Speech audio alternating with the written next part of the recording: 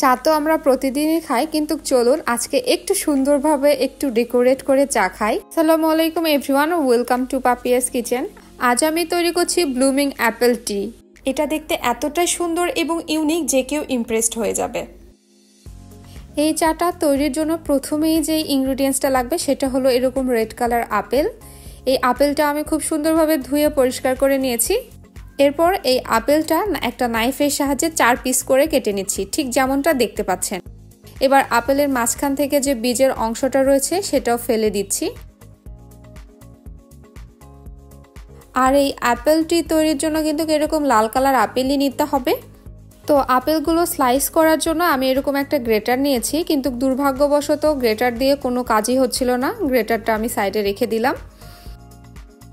এরপর আমি নাইফ দিয়েও কেটে নিচ্ছিলাম, বাট আমার মনে হচ্ছিল আপেলের স্লাইসগুলো অনেকটাই মোটা হয়ে যাচ্ছিল। যেহেতু আমরা আপেলের এই স্লাইসগুলো দিয়ে ফ্লাওয়ার তৈরি করব, এজন্য এই স্লাইসগুলো অনেকটাই পাতলা করে কেটে নিতে হবে। তাই আমি আর বৃথা চেষ্টা না করে আমি বটিতে গিয়ে কেটে নিয়েছি। এভাবে করে সবগুলো আপেল আমি স্লাইস করে করে কেটে নিয়েছি। এবার এই আপেলগুলো আমি অন্য একটা বোলে ট্রান্সফার করে নিলাম, আর এর মধ্যে দিয়ে দিচ্ছি এক চিমটি চিনি এবং সমপরিমাণ লবণ আর 1 চা চামচ পরিমাণ লেবুর রস। এতে আপেলের স্লাইসগুলো অনেক বেশি সফট হবে এবং ফ্লাওয়ারের ভাঁজটা দিতে অনেক বেশি সুবিধা হবে। কিন্তু আমি একটা ভিডিওতে দেখেছিলাম এরকম লেবু, চিনি আর লবণ দেওয়ার পর এগুলো একটু পানিতে ভিজিয়ে রাখছিল 5 থেকে 10 মিনিট। তো ওইভাবেই আমি ট্রাই করতেছিলাম, কিন্তু পরিশেষে গিয়ে দেখলাম আপেলের স্লাইসগুলো দিয়ে আমি ফ্লাওয়ারের ভাঁজ করতে পারছি না। যখনই করতে যাচ্ছিলাম আপেলের স্লাইসগুলো ভেঙে ভেঙে যাচ্ছিল। পানিতে ভিজিয়ে রাখার জন্য আপেলগুলো অনেক বেশি ক্রাঞ্চি হয়ে গিয়েছে, তাই আমার মতো এই ভুলটা আর কেউ করবেন না। এর ফলে আমার পুরোটা আপেলই নষ্ট হয়ে গিয়েছে। হোয়াট এভার, আমরা রেসিপিতে ফিরে আসি। আবার একটা নতুন আপেল দিয়ে আমি স্লাইসগুলো করে জাস্ট লেবু আর লবণ দিয়ে মাখিয়ে রেখেছিলাম 2 মিনিট। আর অপর পাশে আমি একটা বাটিতে এরকম টি প্যাক নিয়ে নিয়েছি, আর এর মধ্যে দিয়ে দিচ্ছি কুসুম গরম পানি। এ পর্যায়ে আমরা একটু অপেক্ষা করছি চা থেকে কালার ছাড়া পর্যন্ত। পানিটা যখন এরকম হালকা লাল কালার হয়ে আসবে, এ পর্যায়ে আমরা টি প্যাকটা তুলে ফেলে দিব। লিকার কিন্তু একদম ডার্ক করা যাবে না, তাহলে চাটা খেতে একদমই ভালো লাগবে না।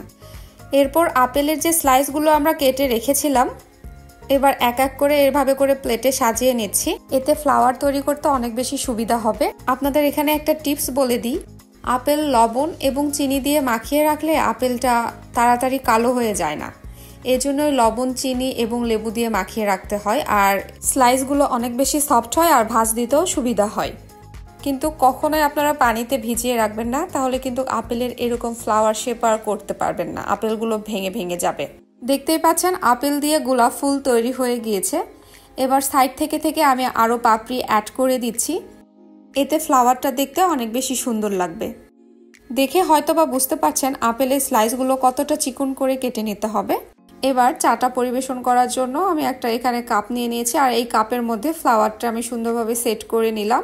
এবার চা পাতা দিয়ে যে আমরা লিকারটা রেডি করে রেখেছিলাম, সেই চাটা আমরা এর মধ্যে অল্প অল্প করে ঢেলে দিব, আর দেখবেন ফ্লাওয়ারটা কত সুন্দরভাবে ছড়িয়ে যাবে এবং বোঝা যাবে। আর হ্যাঁ, এখানে একটু বলে রাখি, এক্সট্রা করে চায়ে কিন্তু চিনি অ্যাড করার দরকার নেই। ওই যে আপেলে আপনারা চিনি মাখিয়ে রেখে দিবেন, সেটাই কিন্তু হয়ে যাবে। দেখলেন তো কত সহজে তৈরি হয়ে গেল ব্লুমিং অ্যাপেল টি। আশা করছি রেসিপিটা আপনাদের ভালো লেগেছে।